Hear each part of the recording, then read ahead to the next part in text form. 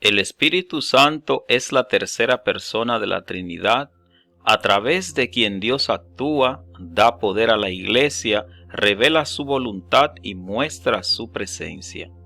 En el Antiguo Testamento solo se dice expresamente Espíritu Santo o Santo Espíritu en dos textos. El primero de ellos está en el Salmo 51, versículo 1, que dice: «No me eches de delante de ti, y no quites de mí tu Santo Espíritu». Igualmente en Isaías capítulo 63, versículo 10 dice: «Mas ellos fueron rebeldes e hicieron enojar su Espíritu Santo, por lo cual se les volvió enemigo y él mismo peleó contra ellos». Vale decir que para algunos biblistas estas dos expresiones no se refieren a lo que llamamos Espíritu Santo hoy, sino que se refieren a distintas formas de referirse a la deidad. Sin embargo, parece ser que la mayoría de los cristianos siguen creyendo que estos dos textos hacen alusión al Espíritu Santo como lo conocemos hoy. Ahora bien, hay otros nombres con los que se conoce el Espíritu Santo según el cristianismo en el Antiguo Testamento, quienes ven la presencia de ese Espíritu Santo en diversos momentos. Por ejemplo, en el principio de la creación, dice el libro de Génesis capítulo 1 en su versículo 2, «Y la tierra estaba sin orden y vacía, y las tinieblas cubrían la superficie del abismo, y el Espíritu de Dios se movía sobre la superficie de las aguas». Algunos ven también el Espíritu Santo con Moisés cuando enfrentó al faraón. En Génesis 41:38 dice: «Y dijo Faraón a sus siervos: ¿acaso hallaremos a otro hombre como este, en quien esté el Espíritu de Dios?». Se ve también, según el cristianismo, el Espíritu Santo cuando se abrió el mar para los israelitas cruzar cuando huían de Faraón. En Éxodo 14:21 dice: «Y extendió Moisés su mano sobre el mar, e hizo Jehová que el mar se retirase por viento recio oriental toda aquella noche, y volvió el mar en seco, y las aguas quedaron divididas». Se ve también una aparente evidencia del Espíritu Santo en Josué. En Número capítulo 27, verso 18 dice: «Y Jehová dijo a Moisés: toma a Josué hijo de Nun, varón en el cual hay espíritu, y pondrás tu mano sobre él». De la misma manera, el Espíritu Santo en el Antiguo Testamento parece estar presente en la inspiración de los profetas. Por ello, en Isaías capítulo 61, versículo 1, dice: «El Espíritu del Señor Dios está sobre mí». De la misma manera, se advierte la presencia del Espíritu Santo en David, cuando éste fue ungido para ser rey de Israel. En el primer libro de Samuel capítulo 16, versículo 13 dice: «Entonces Samuel tomó el cuerno de aceite y lo ungió en medio de sus hermanos, y el Espíritu del Señor vino poderosamente sobre David desde aquel día en adelante». De la misma manera, en las promesas de restauración que hizo Dios a su pueblo en diversos momentos, es posible que se advierta también la presencia del Espíritu Santo. En Isaías 44:3, por ejemplo, dice: «Porque yo derramaré aguas sobre el sequedal y ríos sobre la tierra árida.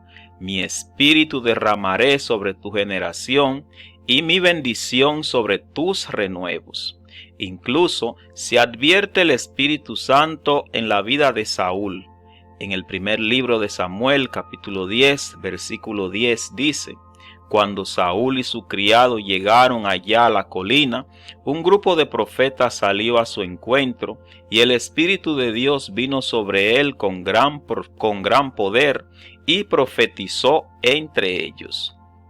Si se observa detenidamente las alusiones al Espíritu Santo en el Antiguo Testamento, se puede decir, como de hecho ya han dicho algunos biblistas, que el Antiguo Testamento deja ver el Espíritu Santo, pero solamente en algunas personas específicas. Incluso, esa manifestación del Espíritu de Dios parecía ser independiente de la condición espiritual de esas personas.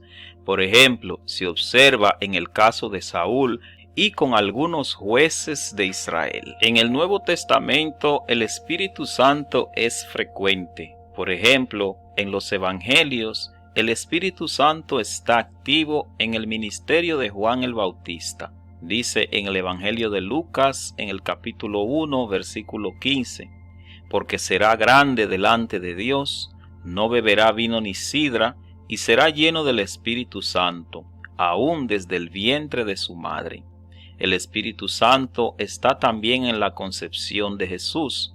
Por ello, Lucas capítulo 1, versículo 35 refiere, respondiendo el ángel le dijo, el Espíritu Santo vendrá sobre ti, y el poder del Altísimo te cubrirá con su sombra, por lo cual también el santo ser que nacerá será llamado Hijo de Dios. Se observa también el Espíritu Santo en el regocijo de Zacarías por el nacimiento de Juan su hijo. En Lucas 1:67 dice, y Zacarías su padre fue lleno del Espíritu Santo y profetizó. De la misma manera se observa el Espíritu Santo en Simeón y en la presentación de Jesús en el templo. En Lucas capítulo 2 versículos 25 al 27 dice, y he aquí había en Jerusalén un hombre llamado Simeón, y este hombre justo y piadoso esperaba la consolación de Israel, y el Espíritu Santo estaba sobre él, y le había sido revelado por el Espíritu Santo que no vería la muerte antes que viese al ungido del Señor, y movido por el Espíritu vino al templo. De ese modo, el Espíritu Santo se advierte también en la esencia del ministerio de Jesús.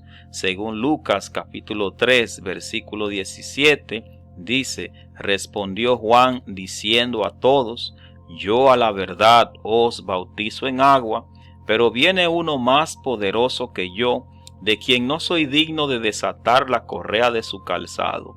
Él os bautizará en Espíritu Santo y fuego. Asimismo, el Espíritu Santo se advierte en el bautismo de Jesús. Lucas capítulo 3, versículos 21 al 22 dice, que aconteció que cuando el pueblo se bautizaba, también Jesús fue bautizado, y orando el cielo se abrió y descendió el Espíritu Santo sobre él en forma corporal como paloma, y vino una voz del cielo que decía, tú eres mi Hijo amado, en ti tengo complacencia. El Espíritu Santo, según Lucas 4:1, es el que lleva a Jesús al desierto. Por eso dicen que Jesús, lleno del Espíritu Santo, volvió del Jordán y fue llevado por el Espíritu al desierto. Es el Espíritu Santo, según Lucas 4:14, que impulsa a Jesús a su ministerio. Por eso dice que Jesús volvió en el poder del Espíritu Santo a Galilea y se difundió su fama por toda la tierra de alrededor. De esa misma manera se advierte el Espíritu Santo en la descripción del ministerio de Jesús. En el Evangelio de Lucas, en el capítulo 18, cuando Jesús estaba en la sinagoga que leyó lo dicho por el profeta Isaías, se encuentra, el Espíritu del Señor está sobre mí. Y luego en el versículo 21, él dice, y comenzó a decirles, hoy se ha cumplido esta escritura delante de vosotros, lo que significa que para Jesús ese espíritu que estaba en el profeta era el mismo espíritu que estaba en él en ese momento. De ese modo, Jesús promete que el Espíritu Santo vendría como consolador. Y ello cuando Jesús hablaba con sus discípulos, refiriéndole que él sería quitado de en medio de ellos. En Juan 14:26 dice, mas el Consolador, el Espíritu Santo, a quien el Padre enviará en mi nombre, él os enseñará todas las cosas, y os recordará todo lo que yo os he dicho. Y al resucitar Jesús, también da aliento del Espíritu Santo a sus discípulos. En San Juan 20:22 dice que Jesús, después de decir esto, sopló sobre ellos y les dijo: recibid el Espíritu Santo. Después que Jesús asciende al cielo, en la primera iglesia, el Espíritu Santo es el que llega para impulsarles a la misión. Por ello, dice en Hechos 2, versículo 4, que fueron todos llenos del Espíritu Santo y comenzaron a hablar en otras lenguas según el Espíritu les daba que hablasen. Ese mismo Espíritu Santo es el que se encuentra en la defensa de los apóstoles cuando se encontraron frente a las autoridades para dar cuenta, por ejemplo, de la sanidad de aquel cojo a quien Pedro y Juan, en nombre de Jesús, dieron la sanidad. En Hechos 4, versículo 8 dice que entonces Pedro, lleno del Espíritu Santo, les dijo: gobernantes del pueblo y ancianos de Israel, etcétera, etcétera. Está también el Espíritu Santo dando valor a los creyentes para la predicación en situaciones adversas. Allá en el libro de los Hechos, capítulo 4, versículo 31, dice que cuando hubieron orado, el lugar en que estaban congregados tembló, y todos fueron llenos del Espíritu Santo y hablaban con denuedo de la palabra de Dios. También el Espíritu Santo estuvo con Esteban en su martirio. Hechos 7:55 dice: pero Esteban, lleno del Espíritu Santo, fijó los ojos en el cielo, vio la gloria de Dios y a Jesús de pie a la diestra de Dios, y dijo: he aquí veo los cielos abiertos y al Hijo del Hombre de pie a la diestra de Dios. Según los apóstoles, ese mismo Espíritu Santo quedó con la iglesia, y es el Espíritu Santo que para ello transformaba a los creyentes. Por eso Pablo dice en Romanos 8:9, mas vosotros no vivís según la carne, sino según el Espíritu. Si es que el Espíritu de Dios mora en vosotros, y si alguno no tiene el Espíritu de Cristo, no es de él. Para Pablo también el Espíritu es el que hace a la iglesia confesar a Jesús como Señor. Y él dice en Romanos 12:3, por tanto os hago saber que nadie que habla por el Espíritu de Dios llama anatema a Jesús, y nadie puede llamar a Jesús Señor sino por el Espíritu Santo. Para Pablo también es el Espíritu Santo que reparte dones y ministerios. Y en el mismo libro o la misma carta a los Romanos, capítulo 12, versículos 4 y 5 dice: ahora bien, hay diversidad de dones, pero el Espíritu es el mismo. Y hay diversidad de ministerios, pero el Señor es el mismo. Pablo piensa también que es el Espíritu Santo que hace al creyente consciente de su redención. Por ello dice en Romanos 8:15, pues no habéis recibido el espíritu de esclavitud para estar otra vez en temor, sino que habéis recibido el espíritu de adopción, por el cual clamamos: Abba, Padre. Para los apóstoles, como por ejemplo Pedro, el Espíritu Santo fue que inspiró las Escrituras. Por ello, la segunda carta de Pedro en su capítulo 1, versículo 21 dice: porque nunca la profecía fue traída por voluntad humana, sino que los santos hombres de Dios hablaron, siendo inspirados por el Espíritu Santo. En la historia de la Iglesia, desde los inicios, no se tuvo duda de que el Espíritu Santo estaba en la Iglesia. Así lo reflejan los escritos, por ejemplo, del libro de los Hechos de los Apóstoles y también las cartas de los apóstoles.